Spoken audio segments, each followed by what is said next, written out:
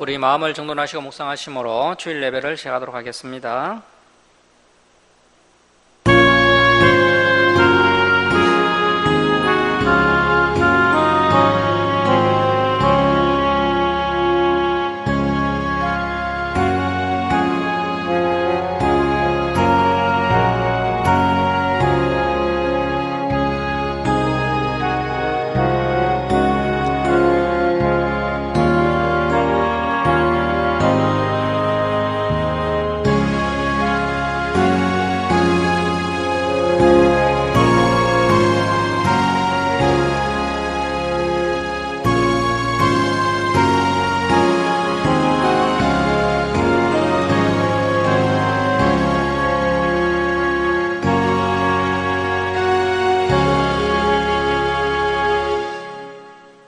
여호와는 말의 힘이 세다 하여 기뻐하지 아니하며 사람의 다리가 억세다 하여 기뻐하지 아니하시고 여호와는 자기를 경외하는 자들과 그의 인자하심을 바라는 자들을 기뻐하시는도다. 예루살렘아 여호와를 찬송할지어다. 시온아 내 하나님을 찬양할지어다. 하나님은 영이시니 예배하는 자가 영과 진리로 예배할지니라. 아멘.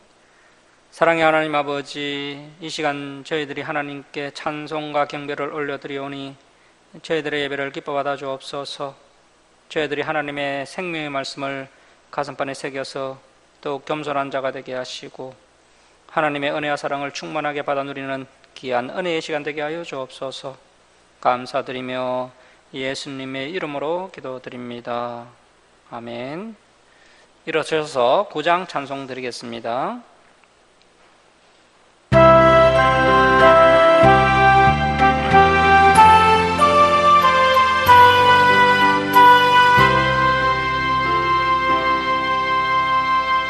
하늘에 가득 찬 영광의 하나님, 온 땅에 충만한 존귀하신 하나님,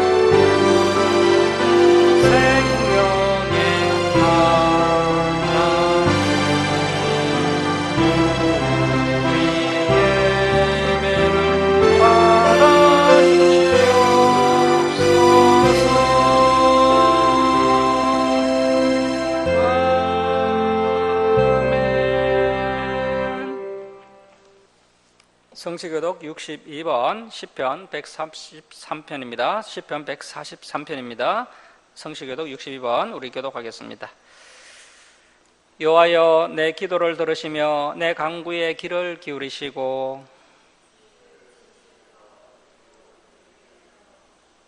주의 종에게 심판을 행하지 마소서. 원수가 내 영혼을 핍박하며 내 생명을 땅에 엎어서 나로 죽은 지 오랜 자같이 나를 암흑 속에 두었나이다.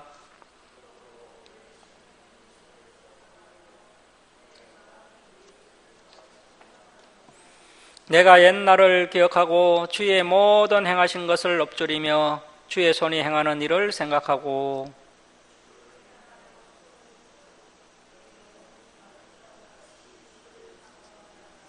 여호와여 속히 내게 응답하소서. 내 영이 피곤하니이다.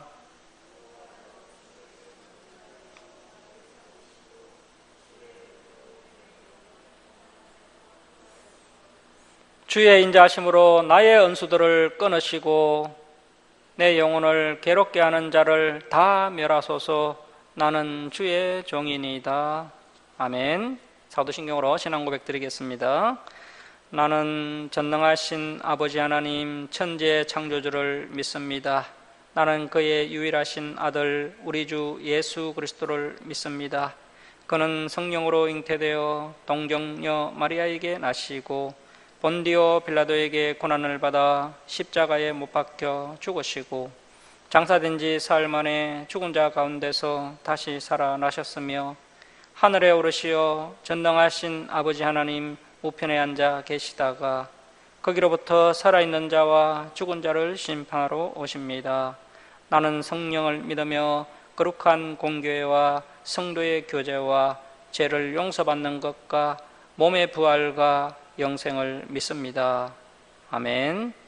성경 말씀은 열왕기상 5장 3절에서 6절입니다. 열왕기상 5장 3절에서 6절 우리 교독하겠습니다.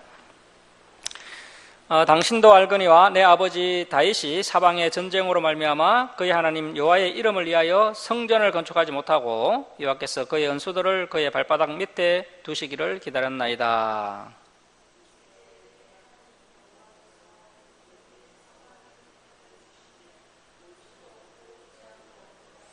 여호와께서 내 아버지 다윗에게 하신 말씀에 내가 너를 이어 내 자리에 오르게 할 내 아들 그가 내 이름을 위하여 성전을 건축하리라 하신 대로 내가 내 하나님 여호와의 이름을 위하여 성전을 건축하려 하오니 당신은 명령을 내려 나를 위하여 레바논에서 백향목을 베어 내게 하소서. 내 종과 당신의 종이 함께 할 것이요 또 내가 당신의 모든 말씀대로 당신의 종의 삭슬 당신에게 드리리이다. 당신도 알거니와 우리 중에는 시돈 사람처럼 벌목을 자라는 자가 없나이다. 아멘. 자리에 앉아주시기 바랍니다. 기도하겠습니다. 사랑의 하나님 아버지, 지난 한 주간도 저희들을 지켜주셨다가 거룩한 주일을 맞이하여 주님 전으로 불러주시고 하나님께 예배드리게 하심을 감사드립니다. 하나님 아버지, 지난 한 주간의 삶을 되돌아볼 때 너무나도 부족한 저희들의 모습이었음을 이 시간 회개합니다. 저희들이 하나님의 말씀에 온전히 순종하며 살지 못하였고 또 욕심에 매여 살았던 지난 삶을 내어놓고 이 시간 회개하오니 저희들을 불쌍히 여겨주시고 용서해 주시옵소서. 하나님 아버지, 저희들이 하나님을 사랑하며 또 이웃을 사랑하며 하나님의 말씀을 지켜 행하는 신실한 믿음의 자녀이 되도록 이 시간 성령 충만함을 부어 주시옵소서. 하나님 아버지, 이 나라의 경제가 너무나도 어려운 이때에 우리 성도들의 삶을 지켜주셔서 어려움 당하지 않도록 은혜를 부어 주시옵소서. 또 여러 가지 문제를 안고 하나님께 나온 백성들, 그 문제가 해결되는 귀한 은혜도 이 시간 허락해 주시옵소서. 또 육신이 연약한 성도들도 하나님께서 손수 만져주시고 회복시켜 주셔서 더욱더 강건하게 이 세상을 또 살아갈 수 있도록 은총 내려주시옵소서. 또 가족군을 위해 기도하는 성도들, 온 가족이 하나님께 예배드리는 은혜도 부어주시옵소서. 여러 가지 사정으로 교회에 나오지 못한 성도들에게도 동일한 은혜를 부어주시옵소서. 하나님 아버지, 이 나라 이민족을 위해 기도합니다. 이정자들이 이 나라를 하나님의 뜻대로 바르게 이끌어가도록 강한 손으로 붙들어 주시고, 또 선교사들에게도 능력을 다해 주셔서 그들을 통해 많은 영혼들이 주님께로 돌아오게 하여 주옵소서. 또 북한에도 복음의 빛이 비치게 하여 주옵시고, 또 복음으로 통일되는 은혜를 이 민족 위에 베풀어 주시옵소서. 하나님 아버지, 한국교회가 하나님의 진리의 말씀을 바르게 가르치는 교회들이 다 되게 하시고, 특별히 우리 김천 주사랑교회가 진리에 도록 굳건하게 세워지게 하시고, 또 진리를 찾는 성도들이 이 교회로 나오도록 인도하여 주옵소서. 하나님 아버지, 한 주간도 하나님의 말씀을 붙잡고 삶의 예배를 올려드리는 성도들 다 되게 하시고, 또 하나님의 말씀에 순종하며 살아가는 성도들에게 은혜와 평강과 복을 부어 주시옵소서. 감사드리며 우리를 구원하여 주신 예수님의 이름으로 기도드립니다. 아멘. 200장 찬송 드리겠습니다.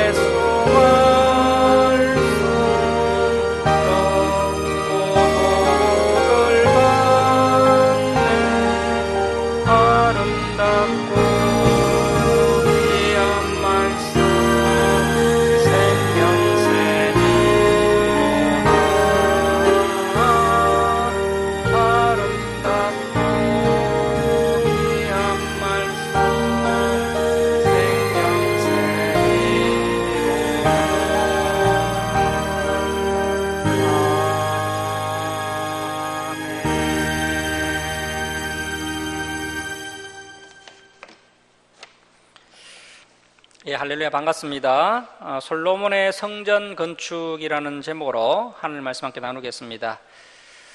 오늘 살펴볼 열왕기 상서 5장은 이제 솔로몬이 성전 건축을 준비하는 이야기가 나옵니다. 솔로몬은 아버지 다윗으로부터 물려받은 그 신앙적 또 정치적 물질적 기반 위에 이스라엘의 번영을 이루어내었고 드디어 성전 건축을 시작합니다. 이제 성막 시대를 종결하고 성전 시대를 여는 것은 이스라엘 역사 가운데 매우 중요한 사건입니다.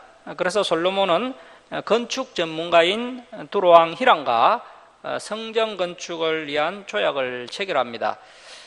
그리고 아도니람을 성전 건축 총감독으로 임명하면서 이제 본격적으로 성전 건축이 시작되게 됩니다. 자, 5장 1절 말씀 보시겠습니다.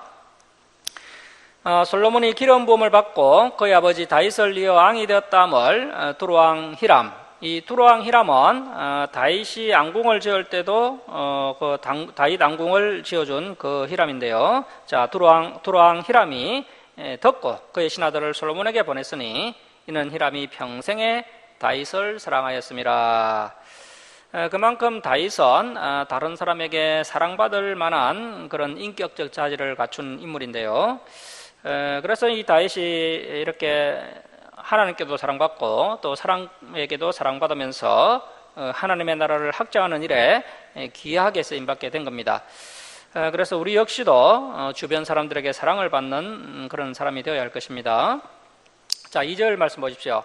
이에 솔로몬이 히람에게 사람을 보내어 이르되 당신도 알거니와 내 아버지 다윗이 사방의 전쟁으로 말미암아 그의 하나님 여호와의 이름을 위하여 성전을 건축하지 못하고 여호와께서 그의 은수들을 그의 발바닥 밑에 두시기를 기다렸나이다. 이제 내 하나님 여호와께서 내게 사방에 태평을 주심에 은수도 없고 재앙도 없도다. 이렇게 솔로몬이 건축을 할 수 있도록, 성전 건축을 할 수 있도록 하나님께서 이렇게 평강을 허락해 주셨습니다. 자, 그래서 5절 말씀 보십시오. 여호와께서 내 아버지 다윗에게 하신 말씀에 내가 너를 이어 내 자리에 오르게 할 내 아들 그가 내 이름을 위하여 성전을 건축하리라 하신 대로 내가 내 하나님 여호와의 이름을 위하여 성전을 건축하려 하오니. 자, 이 끝에 줄을 칩니다. 내가 내 하나님 여호와의 이름을 위하여 성전을 건축하려 하오니. 자, 그래서 이 성전이 의미가 있는 이유가 다른 것 때문에 의미가 있는 것이 아니라 이 성전에 하나님의 이름이 걸려 있기 때문에 세상 그 무엇보다도 큰 의미가 있는 것입니다. 다시 말하면 이 세상에 가장 가치 있는 것이 여호와라는 하나님의 이름이죠. 그런데 그 존귀하신 하나님의 이름을 두는 곳이 바로 이 성전이고, 그래서 이 성전이야말로 이 세상 그 어느 공간보다 가장 아름답고 가치가 있는 공간이 된다는 것입니다. 마찬가지로 오늘날 이 교회 역시도 하나님의 이름이 있는 공간이기 때문에 이 주사랑교회가 가치가 있고 또 가장 아름다운 공간이 되는 것입니다. 자, 이제 6절 말씀 보시면 당신은 명령을 내려 나를 위하여 레바논. 자, 이 레바논은 오늘날 그 이스라엘 저 북쪽에 있는 지역인데요. 이 레바논 지역이 바로 이제 두루왕 히람의 나라입니다. 그래서 레바논에서 백향목. 자, 이 백향목은요, 우리나라에서는 보기 어려운 그런 나무인데, 여기 화면, PPT 화면 한번 보실까요? 이 나무를 보시면 이제 상당히 견고하고 아주 단단한 나무인데요. 우리나라 전나무나 또 소나무하고 비슷한 그런 나무로 생겼습니다. 그래서 이 백향목을 베어내게 하소서. 내 종과 당신의 종이 함께 할 것이요, 또 내가 당신의 모든 말씀대로 당신의 종의 싹을 당신에게 드리리다. 당신도 알거니와 우리 중에는 시돈 사람처럼 벌목을 자르는 자가 없나이다. 히람이 솔로몬의 말을 듣고 크게 기뻐하여 이르되 오늘 여호와를 찬양할지로다. 그가 다윗에게 지혜로운 아들을 주사 그 많은 백성을 다스리게 하셨도다 하고, 이에 솔로몬에게 사람을 보내어 이르되 당신이 사람을 보내어 하신 말씀을 내가 들었거니와 백향목 제목과 잣나무 제목에 대하여는 당신이 바라시는 대로 할지라. 내 종이 레바논에서 바다로, 그래서 이제 지중해 바다입니다. 지중해 바다로 운반하겠고 내가 그것을 바다에서 뗏목으로 엮어 당신이 지정하는 곳. 이 당신이 지정하는 곳은 이제 욥바라는 항구인데요. 그래서 다음 지도 한번 보실까요? 이 백향목과 잣나무를 저 레바논에서 이제 잘라가지고요, 이렇게 운반하는 일, 예루살렘까지 운반하는 일은 참 보통 일이 아닙니다. 그래서 이제 저 북쪽 레바논 지역에서 두로까지, 그 레바논 두로에서 이제 그 뗏목을 만들어서 나무를 잘라서 이제 그걸 엮어서 뗏목을 만듭니다. 그래서 그 뗏목을 이제 지중해 바다를 통해서 욥바 항구까지 운반하게 됩니다.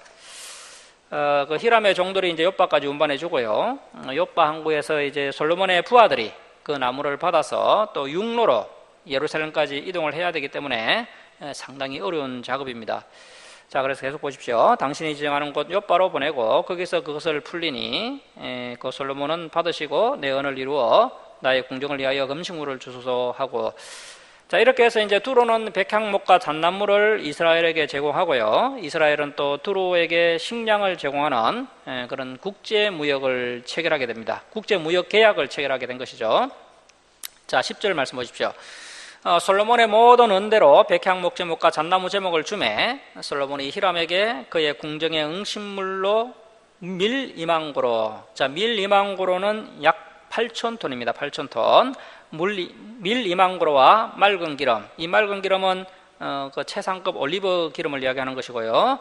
최고급 올리브 기름 20고로, 약 8톤입니다. 그 올리브 기름 8톤을 주고 해마다 그와 같이 주었더라. 자, 이렇게 해서 이제 하나님의 성전 건축이 7년 6개월 동안 진행되고, 이후에 이제 솔로몬 왕궁 건축도 또 13년 동안 계속 이어지게 됩니다. 그래서 약 20년 동안 공사가 진행되게 되는데요. 20년 동안 이스라엘이 이제 두로에게 성전 건축과 왕궁 건축에 대한 대가로 이렇게 많은 양식을 공급해 주게 됩니다. 자, 12절 말씀 보십시오.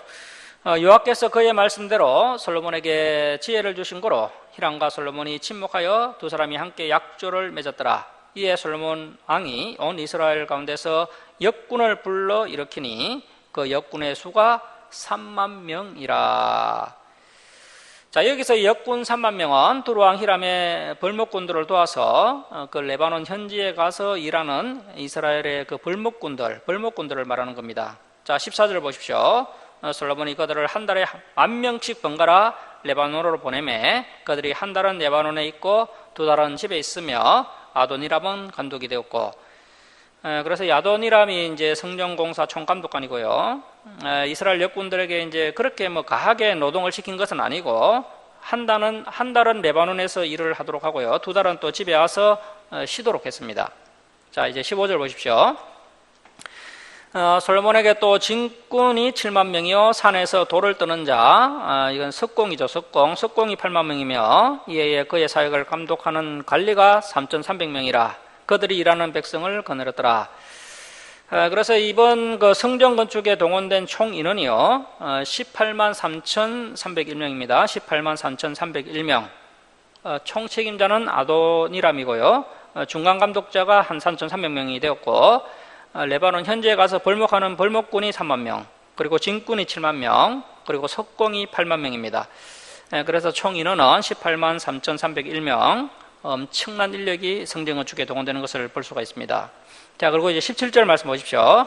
이에 왕이 명령을 내려 크고 귀한 돌을 떠다가 다듬어서 성전의 기초 속으로 놓게 하며, 뭐 건축은 역시 기초가 튼튼해야 되겠죠. 그래서 귀한 돌을 떠다가 그것을 잘 다듬어서 성전의 기초 속으로 놓습니다. 자, 18절 보십시오. 솔로몬의 건축자와 히람의 건축자와 그발 사람. 이 그발 사람은 이제 두로 근방에 있는 도시인데 성경에서는 이제 베니게라고 이야기하고요. 그래서 이제 페니키아를 말하는 겁니다. 페니키아. 자, 그래서 그발 사람, 베니키아 사람이 그 돌을 다듬고 성전을 건축하기 위하여 제목과 돌들을 갖추니라. 자, 이렇게 이제 두로와 계약을 체결하고 성전 건축 인력을 동원해서 이제 본격적으로 여호와의 성전이 건축되기 시작합니다. 자, 이제 6장으로 넘어가겠습니다. 이 6장을 좀 나누어 보면요, 6장 1절부터 13절까지는 이제 성전 내부 공사, 즉 골조 공사에 대한 내용이고요. 그리고 이제 14절부터 38절까지가 성전 내부 공사, 즉 인테리어 공사에 대한 내용입니다. 자, 6장 1절 말씀 보십시오. 이스라엘 자손이 애굽 땅에서 나온 지 480년이요. 솔로몬이 이스라엘 왕이 된 지 4년 10월. 자, 이 10월은 이제 유대력으로 2월달을 말하는 겁니다. 그래서 유대력으로는 2월달이고 이제 우리의 양력으로 환산하면 4월에서 5월달 정도 됩니다. 10월 곧 둘째 달에 솔로몬이 여호와를 위하여 성전 건축하기를 시작하였더라. 자, 6장 1절에다 별표를 좀 해놓으십시오. 이 6장 1절이 아주 중요한 구절인데요. 왜 이 말씀이 중요하냐면 이 본문을 통해서 그 이스라엘 백성들이 출애굽한 연도를 추정할 수 있기 때문에 중요합니다. 자, 여기 화면 한번 보십시오. 일반적으로 이제 역사학자들, 신학자들이 이제 솔로몬의 저기 연도를 BC 970년으로 보고 있고요. 그래서 솔로몬이 이제 BC 970년에 저기에서 40년간 왕으로 통치를 합니다. 그런데 지금 현재 솔로몬이 왕으로 즉위한 지 4년이 지났으니까 이제 이 성전이 건축된 시작 연도가 BC 966년입니다. 성전 건축 시작 연도가 966년. 거기에다가 이제 애굽 땅에서 나온 지가 이제 480년이 지났다고 하니까 이 966년에다가 480년을 더하면 이스라엘 백성들이 애굽에서 이제 출애굽한 연도가 이제 비로소 나오게 되는 거죠. 그래서 이스라엘 백성들이 출애굽한 연도가 BC 1446년이 됩니다. 그래서 이제 보수적인 신학자들은 이스라엘이 출애굽한 연도를 BC 1446년으로 보고 있습니다. 그래서 이제 이 열왕기 상서 6장 1절 말씀이 아주 중요한 구절이 되겠고요. 이제 BC 966년 2월에 솔로몬이 이제 이렇게 성전 건축 착공식을 하게 된 것입니다. 자, 6장 2절 말씀 보십시오. 솔로몬 왕이 여호와를 위하여 건축한 성전은 길이가 60규빗이요. 60규빗은 한 27.36m. 그리고 너비가 20규빗. 너비는 한 9.12m 정도 되고요. 높이가 30규빗. 높이는 13.68m입니다. 그러니까 뭐 그렇게 크진 않아요, 성전이. 한 높이는 우리 오늘날 그 3, 4층 높이 정도 되고요. 그리고 이제 바닥 면적이 한 75평 정도.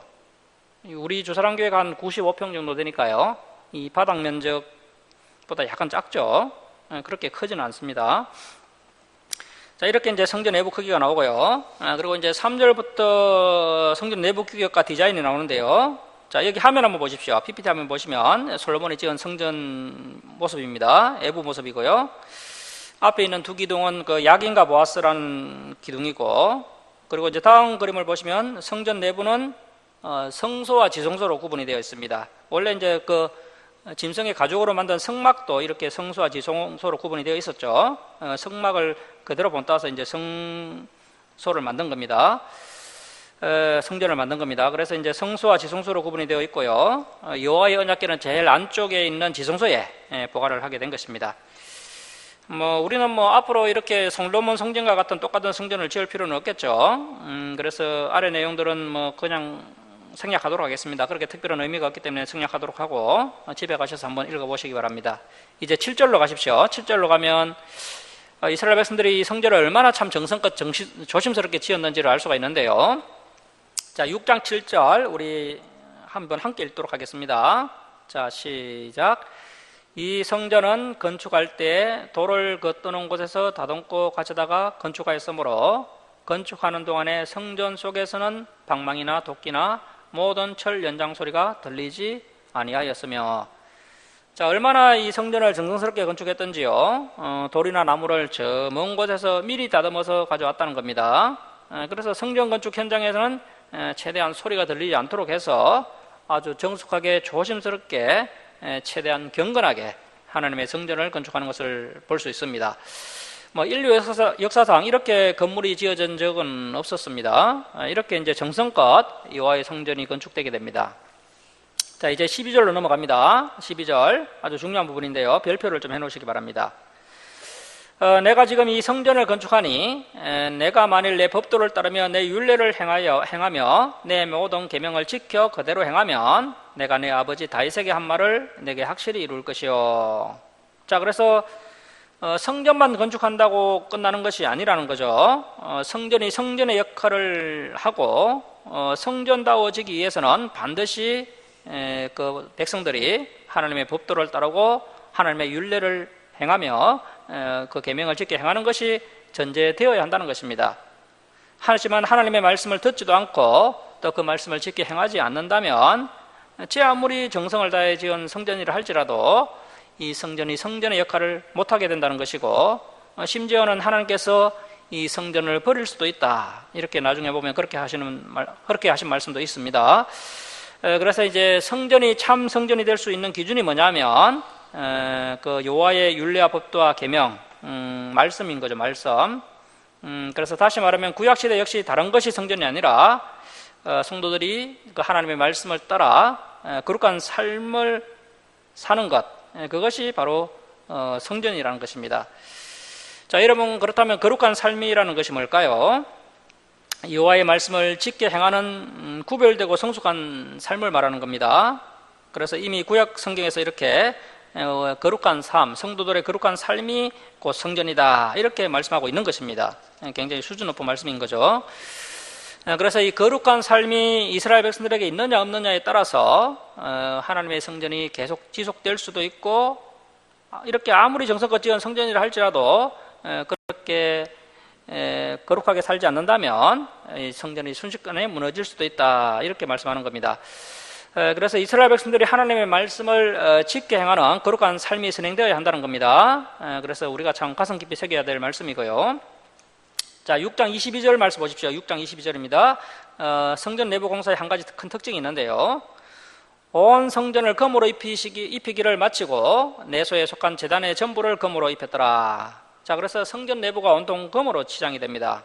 장식할 수 있는 모든 장식들은 모두 순금으로 장식되고 있는 것을 볼 수가 있고요.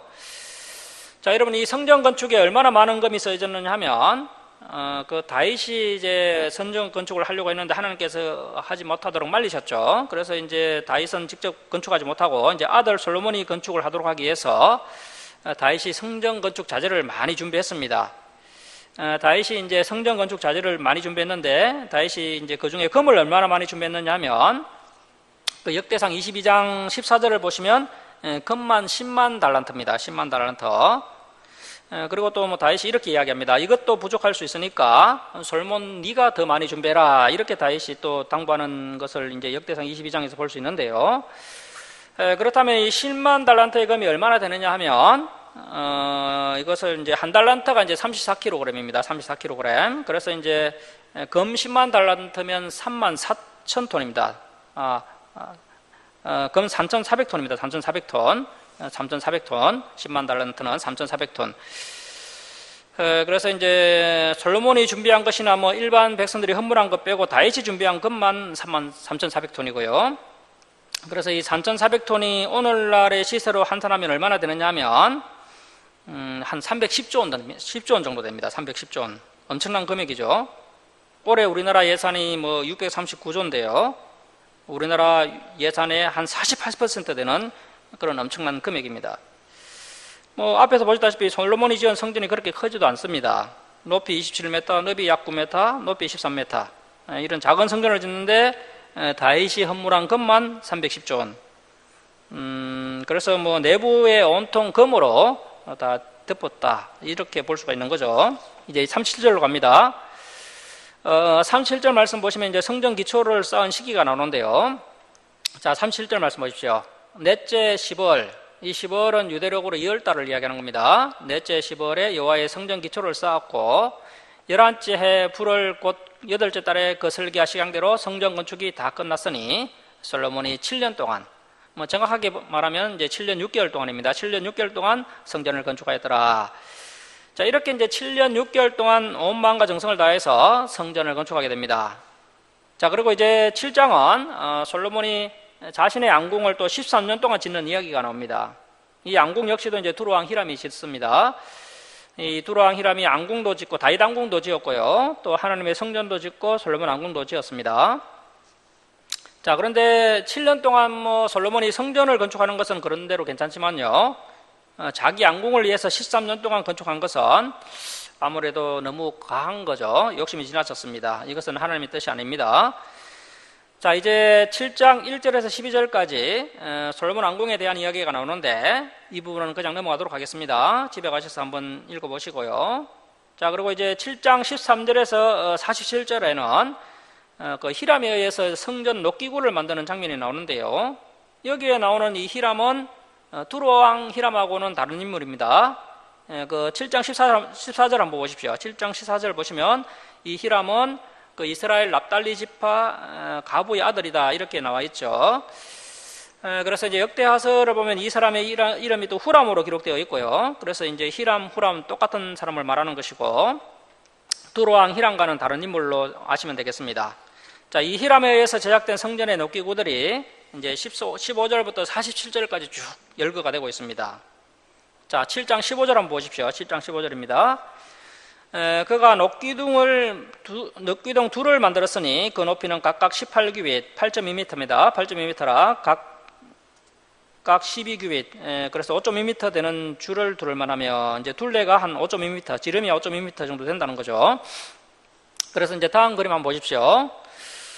녹기둥 두 개가 있는데 성전 앞에 놓여 있죠. 저것은 뭐 건물을 떠받치는 기둥은 아니고요. 보통 뭐 아파트 같은데 건물 짓고 나면 조형물 같은 거 세우잖아요. 그런 조형물입니다. 조형물.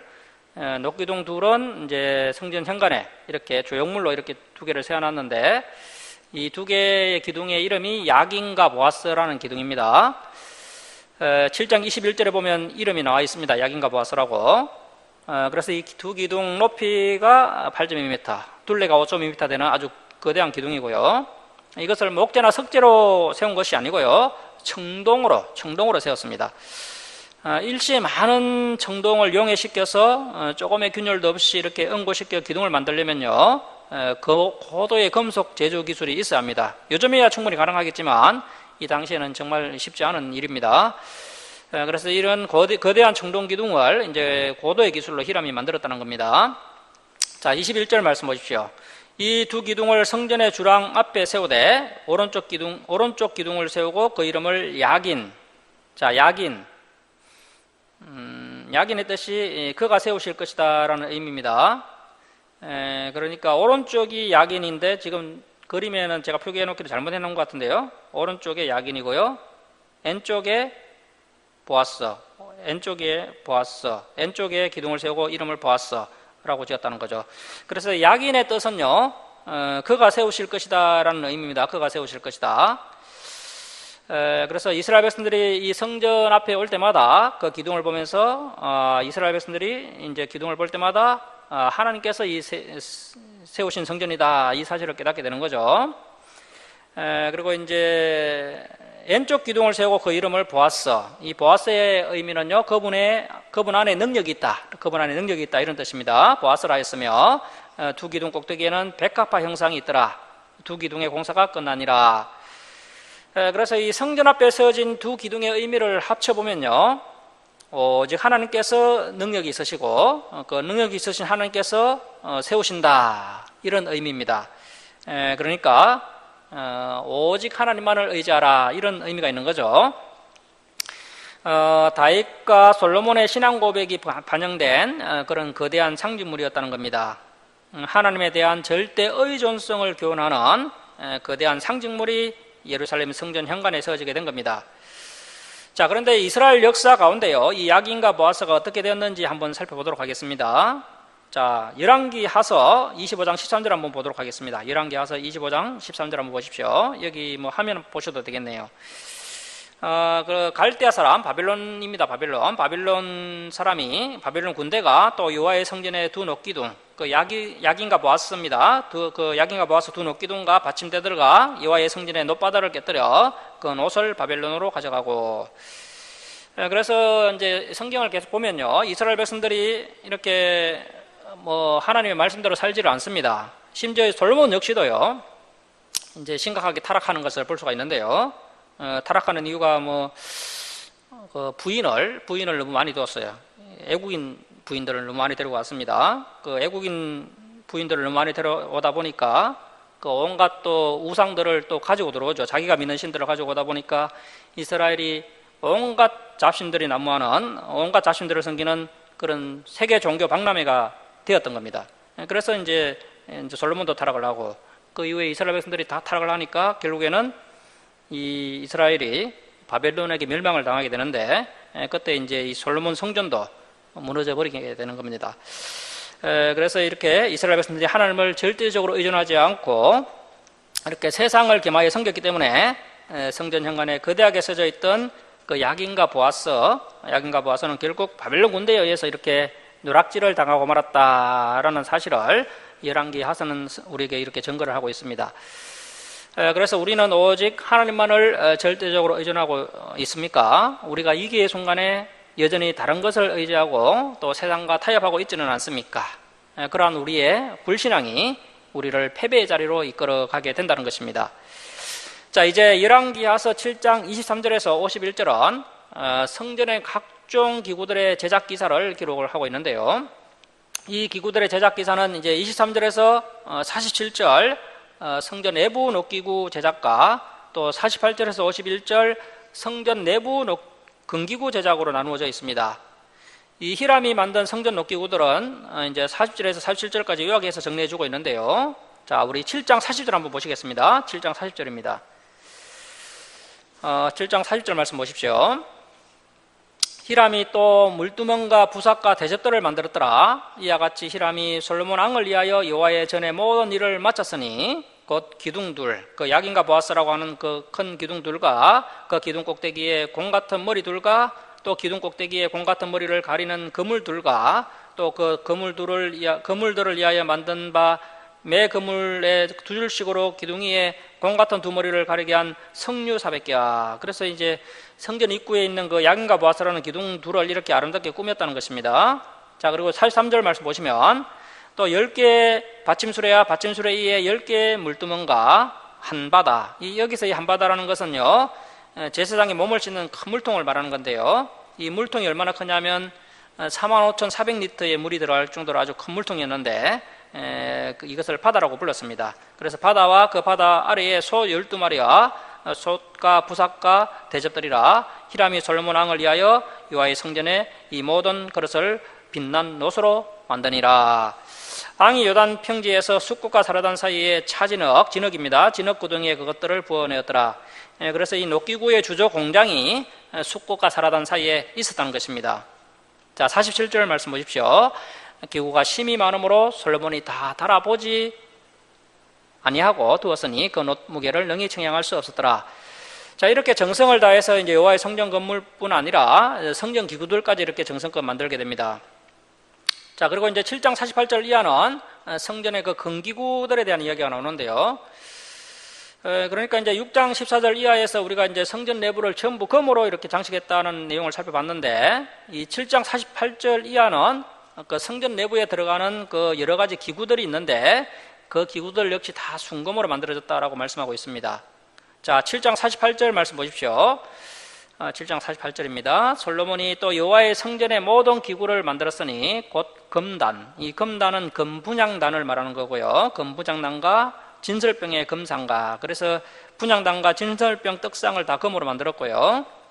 자, 49절 말씀 보시면 내소, 지성소입니다. 지성소 앞에 좌우로 5씩 둘 정금 등잔대, 등잔불을 밝히는 등잔대를 금으로 만들었으며 또 금꽃과 등잔과 불집게며 또 정금 대접과 불집게와 주발, 그릇입니다. 그릇과 숟가락과 불을 옮기는 그릇이며 또 내소 곧 지성소 문의 금돌적이, 이 금돌적이는 문과 문설주로 연결하는 그 연결 고리를 말하는 거고요.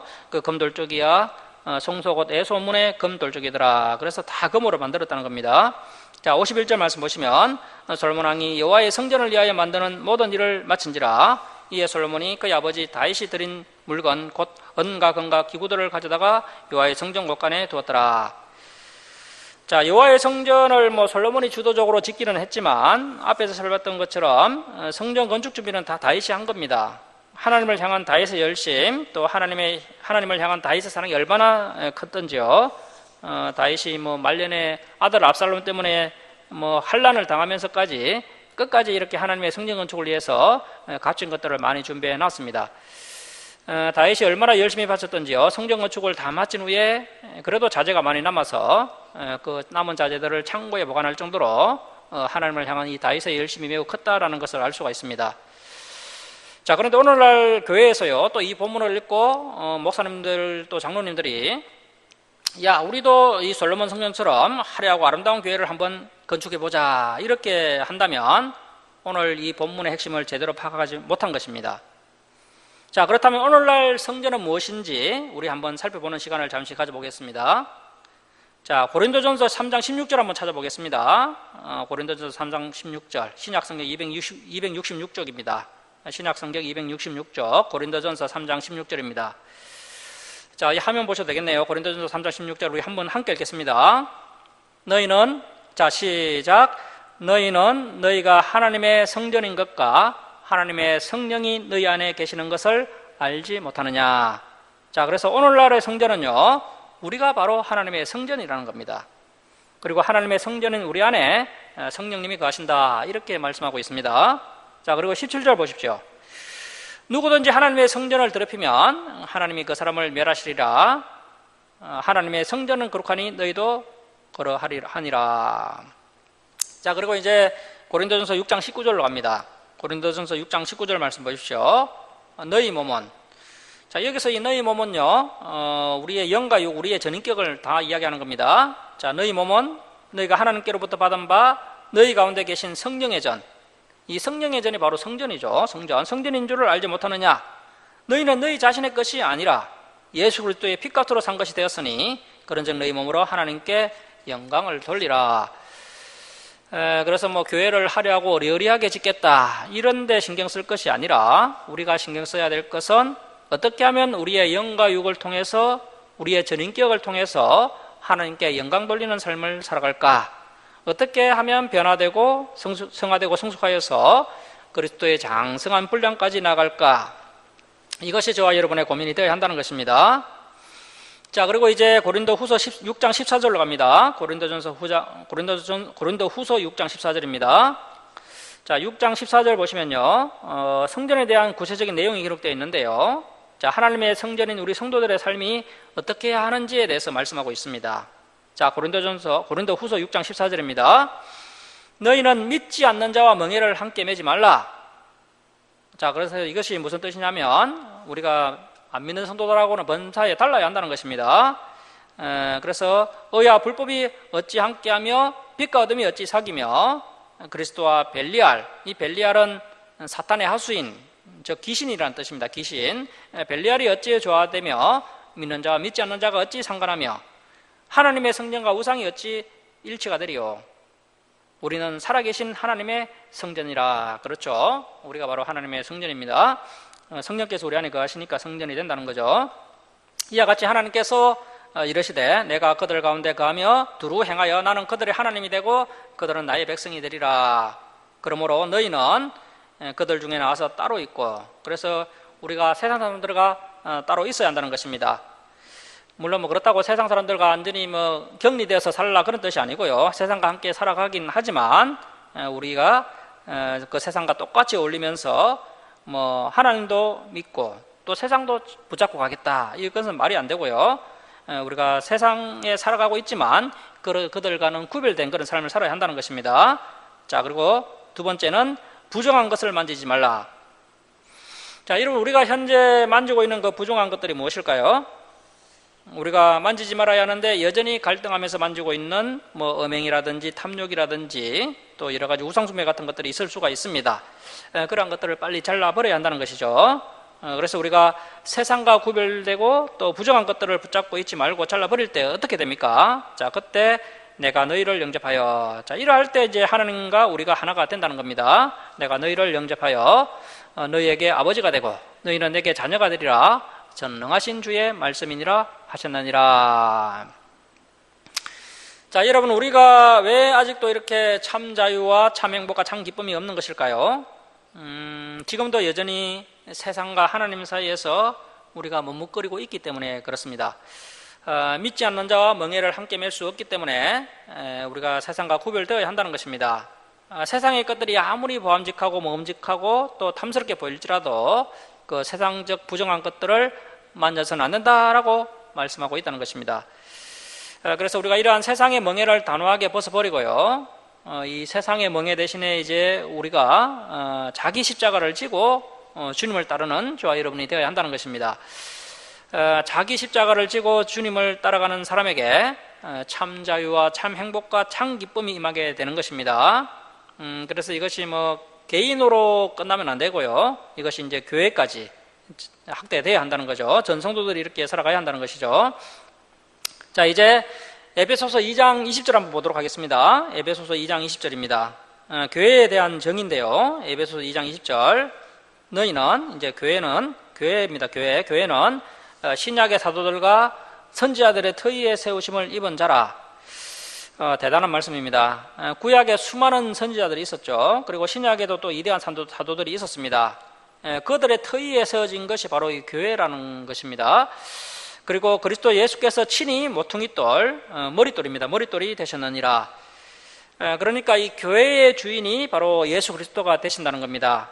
그러니까 교회는요, 신약의 사도들과 또 구약의 선지자들의 터위에 세워졌고요, 우리 예수님께서 모퉁이돌 교회의 주인이 되셨으니 이 교회가 얼마나 참 이대하고 얼마나 가치가 있는 곳입니까? 자, 이제 21절 말씀 보십시오. 그의 안에서 건물마다 서로 연결하여 주 안에서 성전이 되어가고. 자, 여러분, 우리 각 개인이 이제 작은 성전이고요. 그것으로 이제 진정한 성전이 될 수는 없고, 이렇게 이제 주 안에서 연결되어서, 그래서 이제 성도들이 서로 이렇게 모여서 그것이 연결되어서 참 성전이 되어 간다는 것입니다. 그래서 교회라는 참 의미가요, 교회라는 뜻이 거룩한 성도들의 모임이 교회입니다. 물론 뭐 교회 건물을 교회라고 하긴 하지만 그건 진정한 교회가 아니고요. 우리의 어떤 이 자리에 모여있는 우리 성도들의 모임, 이 자체가 바로 교회라는 거죠. 그러니까 참된 교회는 이렇게 우리가 서로 주 안에서 서로 연결되어서 그렇게 함께 모여서 그렇게 거룩한 교회, 거룩한 성전이 되어 간다는 것이죠. 자, 22절 말씀 보십시오. 너희도 성령 안에서 하나님이 거하실 처소가 되기 위하여 그리스도 예수 안에서 함께 지어져 가느니라. 그래서 이것이야말로 진정한 성경적 성전이라는 겁니다. 그러니까 우리 한 사람 한 사람이 하나님의 성령을 모시고 사는 작은 성전이고요. 이 작은 성전들이 예수 그리스도 안에서 함께 연결되어서 이제 큰 성전, 교회를 함께 지어가는 것입니다. 우리가 함께 아름다운 큰 성전을 만들어가는 것이 바로 이 교회라는 곳입니다. 그러니까 이 교회가 얼마나 참 중요하고 위대한 곳입니까? 그래서 이 교회는 우리가 앞에서 봤던 이 솔로몬 성전보다 몇 배나 더 가치 있는 신령한 공동체입니다. 구약의 성전과는 비교가 되지 않는 개념이 오늘날 저와 여러분이 섬기고 있는 이 교회라는 개념이라는 거죠. 자, 사랑하는 성도 여러분, 오늘 본문에서 우리는 솔로몬 성전의 내부가 모두 금으로 만들어지는 것을 보았습니다. 자, 그렇다면 오늘날 예수 그리스도의 피값으로 거룩한 성전이 된 저와 여러분의 내면은 무엇으로 채워져야 하겠습니까? 우리의 교회 안에는 무엇으로 채워져야 하겠습니까? 이 순금은 무엇을 의미하는 것일까요? 이 순금의 가장 큰 특징이 무엇입니까? 영원히 변치 않는다는 것이죠. 그렇다면 저와 여러분이 살아가는 이 시대 가운데 영원히 변치 않는 그 한 가지가 무엇일까요? 영원히 변치 않는 것은 바로 성경 말씀입니다. 주님의 말씀은 영원히 변치 않습니다. 우리 한번 보도록 하겠습니다. 베드로전서 1장 24절 말씀 보십시오. 베드로전서 1장 24절입니다. 우리 화면 보시면서 1장 24절 25절 우리 PPT 화면 보시면서 우리 함께 읽겠습니다.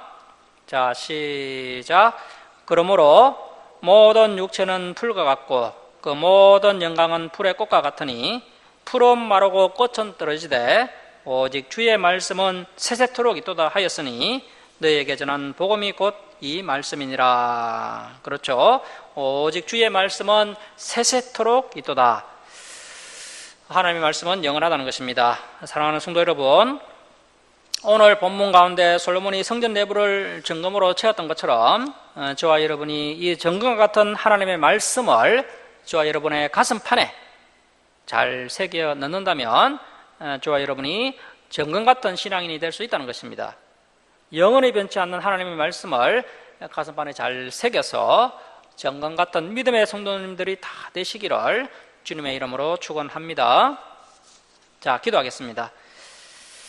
사랑의 하나님 아버지, 다윗이 평생을 바쳐서 가장 귀한 것으로 성전 건축 자재를 준비했고 그의 아들 솔로몬이 열가성을 다해서 성전을 건축하는 장면을 보았습니다. 오늘날 이 시대의 성전인 우리는 과연 잘 지어져 가고 있는지, 우리 주사랑교회가 잘 세워져 가고 있는지 다시 한번 돌아보게 하심을 감사드립니다. 하나님 아버지, 다시 한번 우리의 속에 있는 것들을 바라보면서 다시 한번 진심으로 회개하고 또 잘라낼 것들은 과감하게 잘라내는 성도들 다 되게 하여 주옵소서.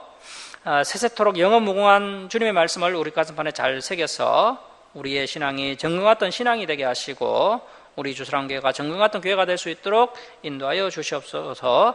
감사드리며 우리를 구원하여 주신 예수님의 이름으로 기도드립니다. 아멘. 자, 204장 찬송 드리고요, 봉헌 드리겠습니다. 건지사님 좀 수고 좀 해주십시오.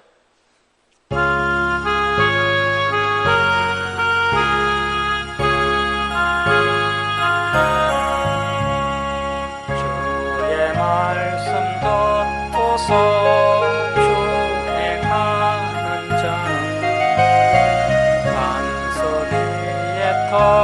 닦고 집을 지은 같아 비가 오고 물나며 바람 부딪혀도 반석 위에 세운 집 무너지지 않네 잘 짓고 잘 짓세 우리 집 잘 짓세 만세 반석 위에다 우리 집 잘 짓세 주의 말씀 듣고도 행치 않는 자는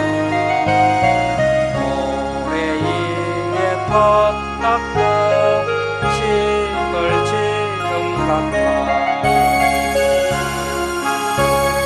물나며 바람 부딪힐 때 모래 위에 세운 집 크게 무너지네 잘 짓고 잘 짓세 우리 집 잘 짓세 만세 반석 위에다 우리 집 잘 짓세 세상 모든 사람들 집을 짓는 자니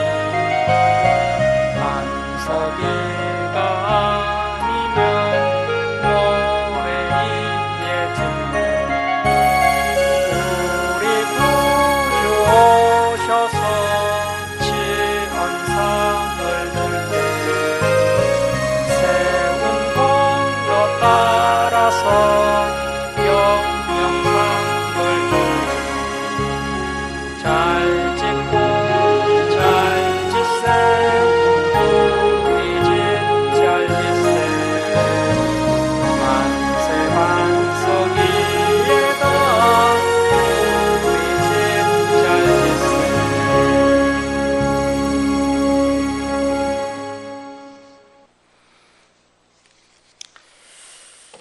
봉헌 드리겠습니다. 11조 예물 올려드립니다. 감상금 올려드립니다. 그리고 성경금 올려드립니다. 그리고 주정금 올려드립니다. 자, 기도하겠습니다.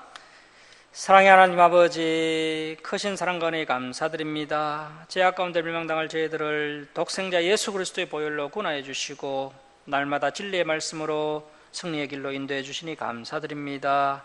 하나님 아버지, 저희들에게 베풀어 주신 크신 사랑과 은혜에 감사하며 또 때를 따라 저희들의 필요를 채워주심을 감사하며 하나님께 예물 올려드립니다. 기뻐 받아 주옵소서. 이 예물을 올려드린 주님의 백성들 주님께서 날마다 동행하여 주옵시고 또 가정에 감사와 기쁨이 넘쳐나게 하여 주옵소서. 저희들의 기도 영납하여 주시고 주님께서도 부족한 것 아시오니 필요를 풍성하게 채워 주시옵소서.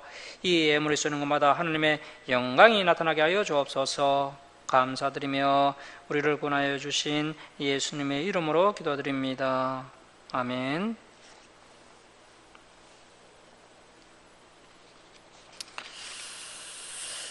교회 소식 전하겠습니다. 오늘 우리 조사랑교회 예배에 참석해 주신 우리 성도님들 주님의 이름으로 축복하고 환영합니다. 일정에 식사 차가 준비되어 있으니 드시고 돌아가시기 바랍니다. 그리고 우리 조사랑교회를 위해서 한국교회를 위해서 함께 기도해 주시고요. 또 주일 예배 때 살펴봤던 말씀들도 한 주간 동안 복습하시고 또 다음 주에 진행될 말씀들도 미리 읽어오시면 좋겠습니다. 일어서셔서 2장 찬송 드리고 축도로 예배를 마치겠습니다. 2장 찬송 드리겠습니다.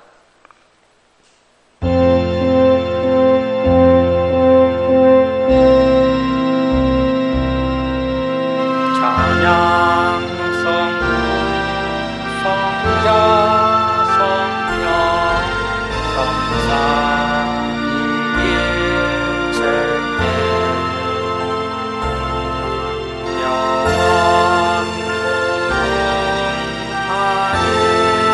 영원하기까지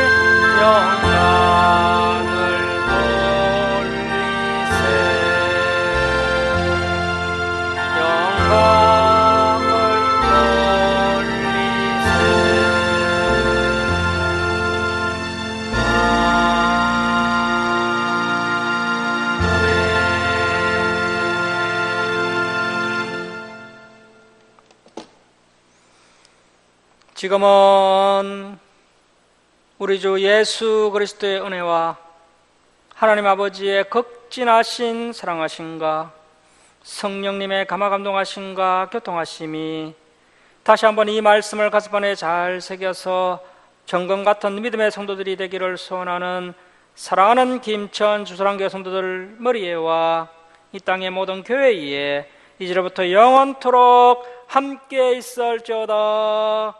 아멘.